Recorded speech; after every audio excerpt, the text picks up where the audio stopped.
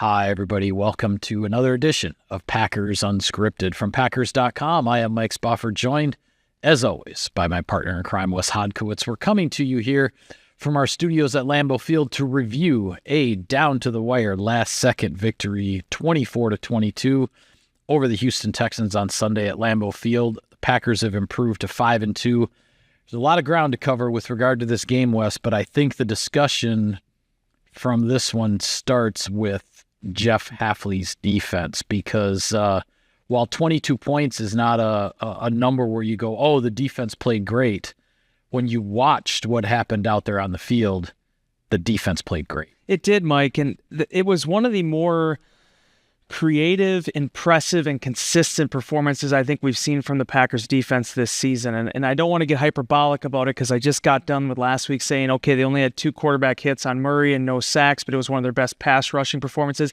I did feel like they built upon that, though. They built upon it with their 4-man rush. They built upon it with some of their third down blitz packages. And one other trend that some of the guys were talking about after the game, Xavier McKinney among them, is this idea, and it's credit to Brian Flores and the Vikings. They were the ones that kind of started this thing of mugging up all these defensive players and then sometimes sending 4, sometimes sending 7, sometimes dropping guys. You just never know what you're going to get, and the quarterback has to be able to, make sense of everything. And I felt like this game in particular, it wasn't just C.J. Stroud. Their offensive line had a hard time adjusting to those looks. It helped create 4 tackles for a loss for Eric Wilson, 2 sacks in relief of an injured Quay Walker.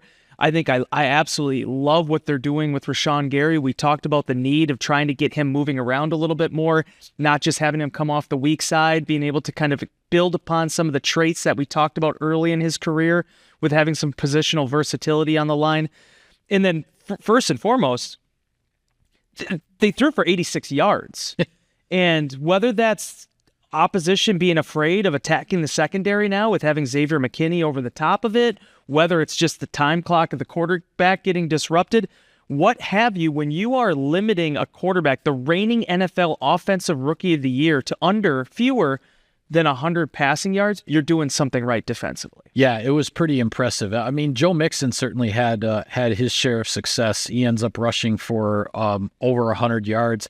And it was interesting how that evolved, because it felt like either the Packers were stacking up Mixon, at the line of scrimmage, or he was getting 10 or 12 yards. There weren't really a whole lot of just the 4 or 5 yard kind of mediocre runs. It was either they stuffed him or he got an explosive, and through those combinations, he ends up with over 100 yards, and the Packers certainly had their challenge there. But you said it. I mean, the reigning Offensive Rookie of the Year in C.J. Stroud comes into Lambeau Field, throws for only 86 passing yards. It was actually a net passing yards of like 50-some because of the 4 sacks that for like minus 31. And quite frankly, going through the defensive film, and I've got a lot of clips out there on the third downs in my What You Might Have Missed piece for those who want to check that out. The Houston Texans up front, their pass protection, the calls, the communication, whatever it was, they were just not on point. The Packers were confusing them. The Packers were getting them to hesitate, not quite sure, who had whom, what to do. And it led to a lot of frustration for Stroud. I mean, folks were talking about how he tossed his helmet on the sideline, and, the Texans had the ball right at the beginning of the game at the 11-yard line after an interception by Jordan Love, and yet had to settle for a field goal. They had a chance to, potentially put the game away at the end with a first down in the red zone at the 2-minute warning, forcing the Packers to use their timeouts on defense there at the end. But the defense got back-to-back tackles for loss on Joe Mixon and forced the field goal there. The Packers defense had multiple takeaways every game through the first 6 games of the season, almost equaling the number of takeaways from all of last regular season. Not a single takeaway in this game. And this defense proved that it can succeed, it can play well, it can cause problems for opponents, not just because of the takeaways, but because of some of the other things that Jeff Hafley is learning about his guys and learning how to put them in certain positions to cause the offense problems. In my opinion, the Green Bay Packers won this game. They overcame that turnover deficit because of the situation going on right now with being able to have the defensive front getting after the quarterback the way they did. But beyond that, third downs is huge. You have to be able to contain the opposition in those moments. I think at one point the Texans were 2 of 10. And the adversity situation, the change of game situation, the defense really thrived in those. And I was talking to Kenny Clark about this after the game. And as he said, when you look at an NFL football game, okay, when you are in a spot where you are stepping up and you can stop them, the only time it felt like they were going to be able to score points is when the position was already stacked in their favor. Yeah. If they made the Texans drive, they felt like they were getting the stop. So the one real, I mean, there was a stretch of, I think, 4 straight 3-and-outs, at least 3. When they were able to mount that challenge late and the Texans were able to get down the field the way they did, that's when the offense stepped up. That's when Brandon McManus stepped up. I thought this game was a perfect example of different phases lifting each other up at the right time, but the backbone of all of it was the defense holding court the way it did. Yeah, you said it. Until the Texans' final drive, where they kicked the field goal to take the lead with just under 2 minutes to go, they had only converted 2 third downs. They got 2 more third down conversions on that drive to end up 4 out of 13 in the game. But as you said, they were just 2 out of 10 before that last drive. It's another potpourri of individuals stepping up at different times, right? Whether it's Evan Williams getting the stop on the 2-point conversion when they tried to run Joe Mixon from the 1-yard line. And again, that was a 2-point conversion from the 1-yard line because of a defensive penalty that actually moved the ball closer. You mentioned Eric Wilson. He steps in for Quay Walker, not only to play the position, but to handle the communication, to wear the green dot, to relay all the signals to everybody. And Wilson not only keeps everybody defensively on the same page, but with those A-gap looks and some of that confusing stuff they were doing up front, he ends up with 2 sacks, 4 tackles for loss, a pass deflection on third down that led to a punt. Edgerrin Cooper, we see in whatever role Jeff Hafley is giving him, the rookie linebacker is making an impact when he's out there. Some of this different pass rush stuff, we saw Rashawn Gary kind of getting cut loose a little bit. He was getting some runs at the quarterback because of the stunting and the looping around and trying to get creative in that regard. So there was a lot going on defensively that the Texans really had trouble with. And hey, it's a week-to-week league. Every game plan is going to be different. There are going to be teams, I would say, like the Vikings a few weeks ago, who are going to handle the Packers' pressure packages better than the Texans did. That's going to happen. So then what are your counters? What are your answers? What are the adjustments you're going to make to still try to do things? And so that's where everything with this defense will continue to be an evolution going forward. And on the offensive side, I guess just call it an up and down roller coaster kind of day. Jordan Love's touchdown passes to Tucker Kraft and Dontavian Wicks were absolutely incredible throws, right on the money. Couldn't have put it in a better spot. But he also threw 2 interceptions, obviously, that he'd like to have back. The offense in the second half was backed up 3 times inside its own 20-yard line and went 3 and out and couldn't get a first down on 3 consecutive possessions. So there were all of these ups and downs with the offense. Fortunately, Love was able to put together that 2-minute drive, $1:44 on the clock. Packers need a field goal to win. He completes 4 passes for 39 yards. They get another 5 yards thanks to a defensive offside. And Brandon McManus, the new kicker, comes out to win the game, and the Packers get to 5-2. But yet are looking at the film on offense going, boy, there's so much more, that the Packers could have done in this game. So a lot to learn from. But pulling out a game with a 2-minute drive right at the end, the way Jordan Love did, that's another step forward for that young man at quarterback. It is, and as Matt LaFleur keeps saying, the superpower of Jordan Love is always being able to move forward. And whatever has happened, it happened. You flush it, you move on to the next play. He doesn't allow those things to affect him. Now, certainly you do need to clean it up. The 8 interceptions, I think, currently leads the NFL. I think the 15 touchdowns also leads the NFL, despite him missing 2 games. This is a big play quarterback, and we've all known that, seeing him last season. The exciting thing for me is that, with the start that he got off to last year and then how steady he was down the stretch, if he can replicate that, Jordan Love is trending in the right way, especially as he's continually getting himself back into a rhythm. What I loved about this game more than anything, though, is it was another reminder, with the defense playing into this as well, that the Green Bay Packers can win football games without being perfect. Offensively, they were not perfect. Too many giveaways, too many 3-and-outs. Special teams, not perfect. You had the muff punt that hits Corey Ballantyne's leg, ends up being in a turnover. You had the situation late where Jaden Reed ends up catching the ball a little too deep, and they have to start deep within their own 10-yard line, their own 5-yard line. Right. Certainly, as Matt Orzik, I believe, told Jason Wilde after the game, the snap wasn't where it needed to be on the final field goal attempt. Daniel Whelan made it right. Brandon McManus made the adjustment. They banged it through. So many different guys were able to pull through for this football team. They didn't rupture. They didn't lapse. They were able to continue pushing forward. These are the games I feel like, especially when you're playing a 5-1 football team, that you can learn the most from. Because, Mike, they didn't do this against the Minnesota Vikings. They didn't do this in the opener against the Philadelphia Eagles. They did this against the Texans. They found a way to get that victory.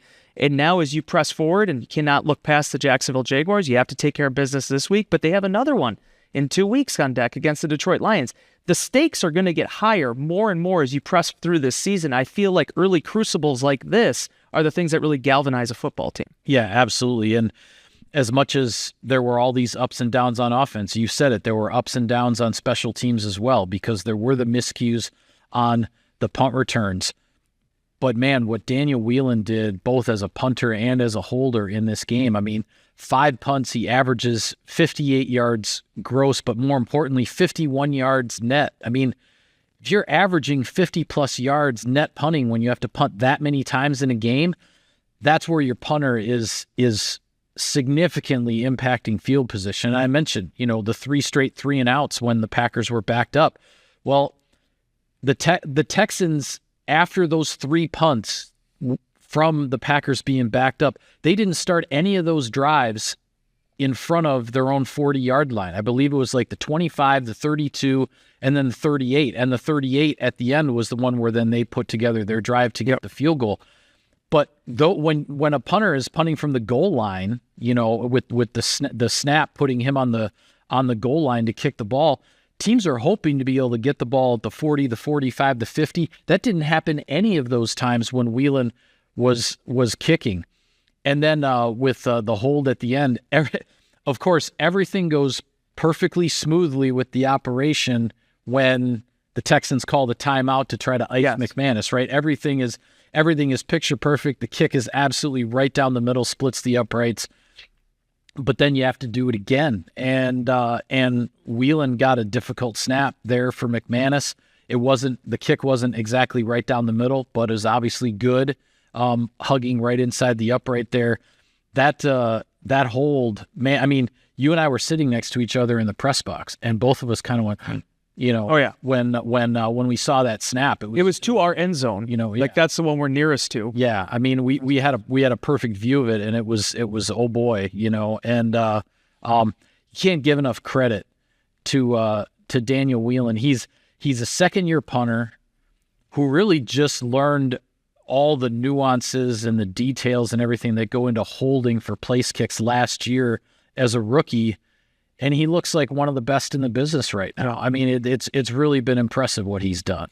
I say this all the time. It was one of my big lines in Inbox today. I could not care less where Daniel Whelan ranks against other punters in the National Football League. Yeah. I don't know where his average or his gross average, net average, punts inside the 20.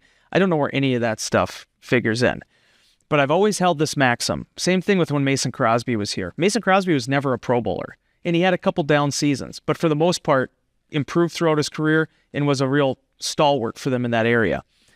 If you have confidence in your specialist to fulfill the job, that's the only thing that matters. Yeah, when you know you have your guy. Yep. Yes, he's not gonna, nobody's 100% perfect. There's gonna be a couple of hiccups here and there, but when you have your guy, that puts everybody at ease. Everybody has the confidence that the job is going to get done. And punting is so circumstantial too, because you can get to the 45-yard line and then the guy has to punt and he's trying to pin him in there for maybe 36-yard net. Yeah. And that's going to hurt your average. Right. Daniel Whelan, with his body type, with his hands, with everything he brings to the party here for the Packers.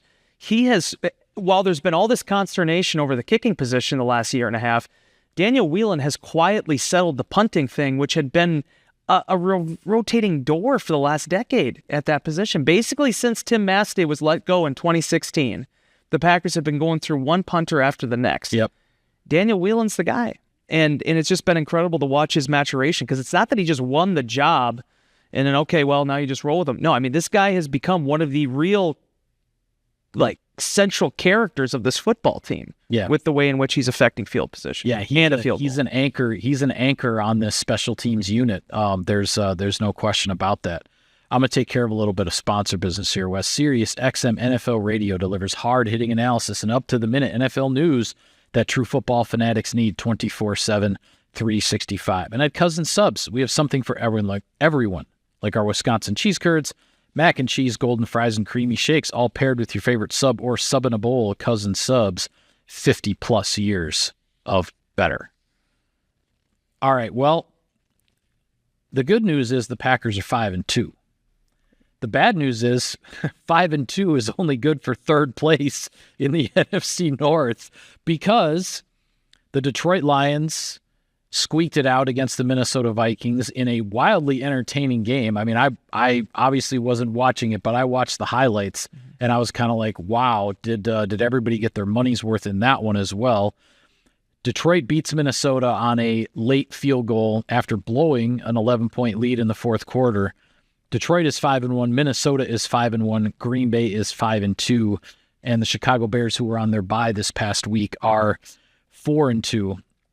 There are, if I counted it correctly, Wes, after Tampa Bay's loss on Monday Night Football to the Baltimore Ravens, I believe 6 of the 8 divisions in the NFL have a team with at least 5 wins. There are 2 divisions that do not. Do I have that right? What? 6. 6 of the 8. Yeah. Yep. 6 of the 8 have a team with 5 wins, 5 or more wins. My point is, the NFC North is the only one with more than one team with 5 wins, and the NFC North has 3. And also the AFC North now, because Baltimore won last night. Oh, because Baltimore. So Baltimore and Pittsburgh. So the AFC. That's right, because in the NFC, they're the only team. Because that's right. Baltimore got its 5th win, and Pittsburgh also has 5 wins because they won on Sunday Night Football against. They ran through the Jets. So 2 divisions in the NFL with multiple teams with 5+, but the NFC North has 3 teams with 5+ wins. This race for the division championship, the Packers have played the Vikings, and the Vikings got that win. The Vikings have played the Lions, and the Lions got that win.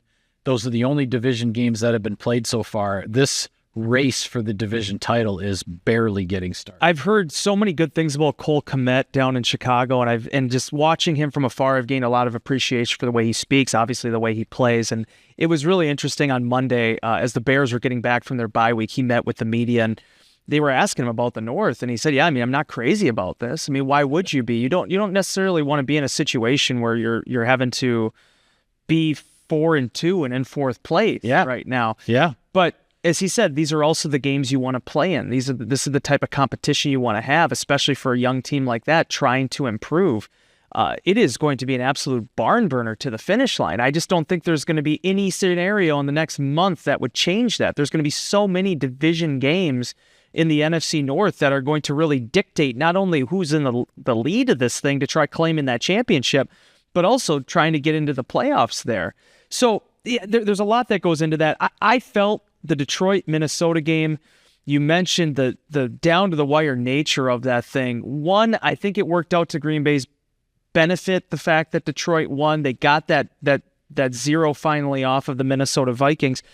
But 2, it was another reminder that it wasn't like Detroit or Minnesota played poorly. Both of those teams did exactly what they've been doing. Jahmyr Gibbs was fantastic in that game. He was. Jared Goff got off to another incredible start, 12 straight completions to start that game. Aaron Jones came back from the hamstring injury to have a very Aaron Jones-type performance. Sam Darnold, with the exception of one interception, was very efficient for them. those teams are good football teams, good, well-coached football teams, and the Packers are going to have their hands full in 2 weeks against the Lions. But that being said, the North is as difficult and as treacherous as everybody's making it out to be. There's just so many playmakers in this division, and honestly, I think a part of that, Packers have been what they've been, but all these teams have made really savvy offseason moves, whether it's the drafting of the Chicago Bears, whether it's the Detroit Lions with their process that they've been going through the last 4 years, or Minnesota just completely overhauling the roster last season. Yeah, and I think there's, in some ways, there's already a lesson to be learned from the 2 division games that have been played so far in the NFC North, because we saw the Vikings get up 28-0 on the Packers, where nothing was going right for Green Bay. Everything is going right for Minnesota. And then the Packers make this furious comeback and end up losing by just 2, right? Then you look at how that Lions-Vikings game went on Sunday. The Vikings jump on top 10-0 in the early portion of the game. The middle portion of the game, the Lions completely dominate the Vikings by, I believe, a 28-7 count, because then the score is 28-17 heading into the fourth quarter. Then the Vikings score 12 straight points to go ahead 29-28. And then the Lions they had the ball last kind of thing and end up getting in position to make the field goal. And actually I don't know the details of it, but I saw some kind of a headline that referred to, if it hadn't been for the Vikings got the ball back with like 15 seconds to go. And if it hadn't been for some kind of a penalty on Minnesota, they would have had a chance at a 68-yard field Illegal goal. formation. Illegal formation, that's what it was. They would have had a chance at a 68-yard field goal, and apparently they were going to let Will Reichard, the rookie kicker, they were going to let him try it. You're in U.S. Bank. Yeah, they were going to let him try that, and it didn't happen, because then they ended up getting backed up another 5 yards. But my point is, we've seen 2 NFC North division games so far, and they've both been just these back and forth kind of, wild and crazy type of affairs. So whether it's, the Lions and the Bears, the Packers and the Bears, the Lions and the Packers in a couple weeks, I think these are the kind of games that we can expect in this division the rest of the way. All these games are going to be in the second half of the season too. Like I mentioned, I think on the last show, the Lions and Packers are the only one before week 10 now. So, I mean, you will have had 2-3 at that point division matchups in the first 9 weeks of the season. That's remarkable. The Packers will have finished up against the AFC South by the time they play their second NFC North team. Yeah. Wild.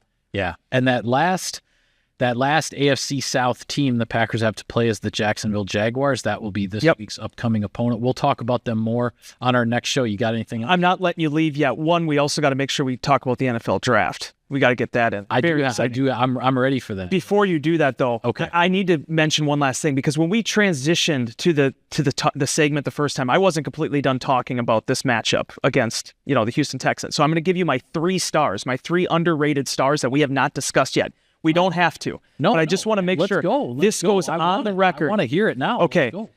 Josh Jacobs had his first NFL receiving touchdown. The Packers had that in all week. They finally got it into play. He scores. That was really cool and noteworthy. And then there was some really nice banter back and forth about it being whether he should keep the football, Tucker Kraft giving it to him wanting to give it to Jordan Love because it was his 50th passing touchdown. We'll see where that ends up happening. It was even more important, though, the fact that Josh Jacobs had 12 carries for 76 yards, the reversals, the end arounds, the receiver stuff. Houston was hip to it. And the Packers stayed in front of that, though, with how Josh Jacobs ran the football. 2, Romeo Doubs balled out on Sunday. 8 catches, 94 yards. I don't know if there was a single one of them that wasn't meaningless. Every single one of them, including on the final drive to set up the touchdown. Yeah. Insane game by Rome, and showed really good hands throughout that. I mean, again, the possession receiver that I think has become the Jordy Nelson, the Devontae Adams to Jordan Love, that Adams and Nelson were to Rodgers. Lastly, Stephon Diggs, for all the pomp and circumstance before the games, had 5 catches for 23 yards. I believe this was Bill Rabier who had mentioned this to me while we were waiting to go in the locker room. I believe it was in 9 games. He has like 10 touchdowns against Green Bay. Yeah, he had had a streak. He had a streak of, I believe it was 8 consecutive games against the Packers between his time with Minnesota, obviously when he was playing twice a year, and then also with Buffalo. he had scored a touchdown against the Packers like 8 straight times, and he didn't come close to one on Sunday. Nico Collins isn't on the field. That's a huge loss for them. The Packers pressured C.J. Stroud constantly, but I think that's a huge credit to Jair Alexander. It's a huge credit to Keyshawn Nixon when he was matched up and how Green Bay defended it. You can say what you want about Jair, but I'm telling you, man, just guy is one heck of an NFL cornerback. Yeah, he is. That's it. Now I'm done talking. No, that's okay. Sorry I didn't let you get to that stuff. No, it was okay. We talked about a lot already. There was a lot to discuss out of this game, but it was just like once we get to Thursday, it's not going to be able to discuss it as much. Dobbs, Jacobs, and Ja, I felt like had 3 of the most noteworthy performances without having an insane touchdown catch like Tucker Kraft or, the TFLs and the sacks and everything. It just, they were just so consistent. The Packers don't win this game without them. Yeah, absolutely. Thank you. I'll pay you in paper and coin. No, I have to pay you back now with this NFL draft promo because the countdown to the 2025 NFL draft in Green Bay has begun. Mark your calendars for April 24th through April 26th, 2025, and visit greenbay.com/draft25 for more information. That's 6 months away, bruv. I know. Unbelievable. We have a lot to get through before then, but yeah, you're right. It's only 6 months away. It's only 6 months. When you get to advanced age like you and I, like 6 months is not that far away. Like to a 15-year-old, they'd be like, "Oh, that's like 3 years away, dude." But I mean, like to me, it's like we're gonna blink and that's gonna be here already. Yes, we are gonna blink. So keep your eyes open because we got a lot of football left in 2024 when we get to the draft in 2025. But with that, we'll call it a wrap on this edition of Packers Unscripted. Be sure to follow all of our coverage of the team on Packers.com. For Wes, I am Mike. Thank you for tuning in, everybody. We will see you next time.